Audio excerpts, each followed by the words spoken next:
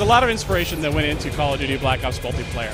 Now, traditionally on Call of Duty, you get new weapons, new perks, new maps, you get all that stuff, and we need to do that. We need to do that exceptionally well, and I actually think we've done that this year.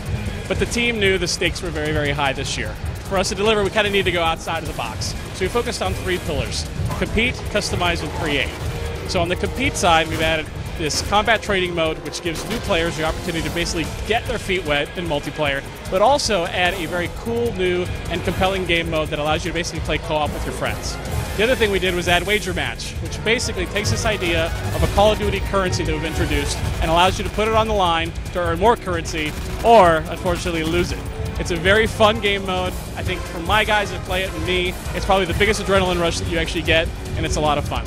So that's the compete side.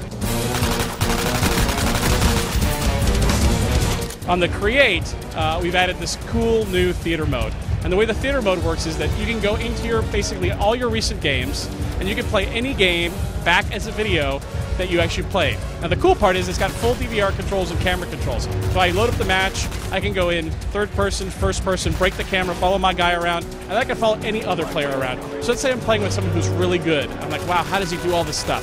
What's his loadout? I can just break the camera and follow him around and see how he plays. There's also another cool component to theater as well. On Call of Duty this year, we've introduced this idea of a player card. So normally when I go into the game, I can go look at your name and say, okay, here's this guy, he's level 54, and that's what he does. Now think of it as your Call of Duty baseball card.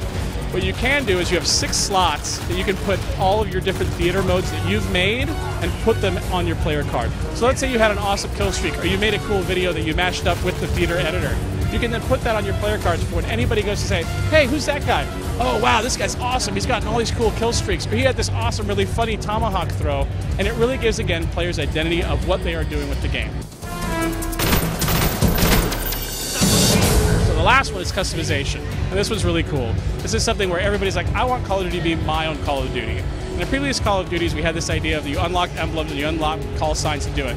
Now we're giving you the ability to make your own. We've seen some pretty creative people come up with some pretty creative and very interesting artwork to make their emblems. But it's something where I literally was like, okay, I'm going to play around with an emblem, and then I was playing around, I was trying different things, and you literally can get lost in it because there's so many options to flip and change color and scale and do all that kind of stuff. So really what we felt was we want to offer a lot of new different content, still make a great multiplayer game, but give people ways to experience Call of Duty like they never have before.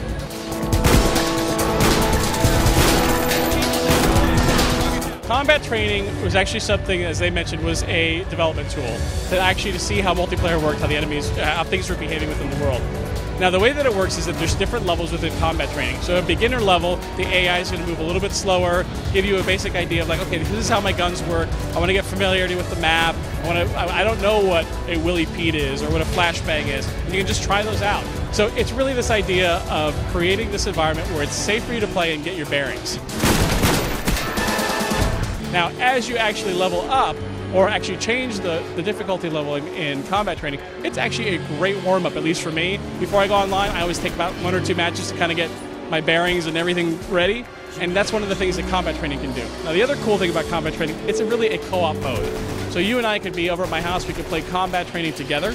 If you're over at your place, we have a bunch of other friends together, we can jump on and literally play combat training. We could be like, you could be with you and 2 other bots, and I could be with my buddy and 3 other bots, and you can basically create matches and try them out with a lot of bots against a very small team, so there's a lot of variability that you can do. And I actually think that this mode will be a great sort of taster for people that are sometimes intimidated by Call of Duty multiplayer, and they can have their own multiplayer experience that way.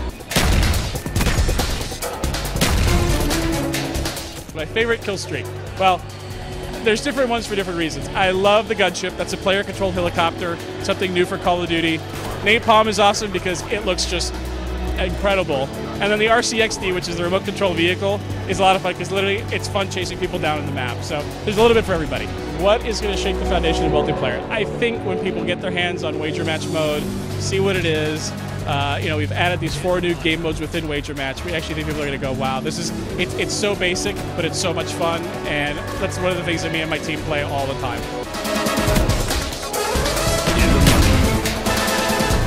Call of Duty Black Ops comes out on November 9th, and it's going to be on the 360, PS3, and PC, and also the Wii.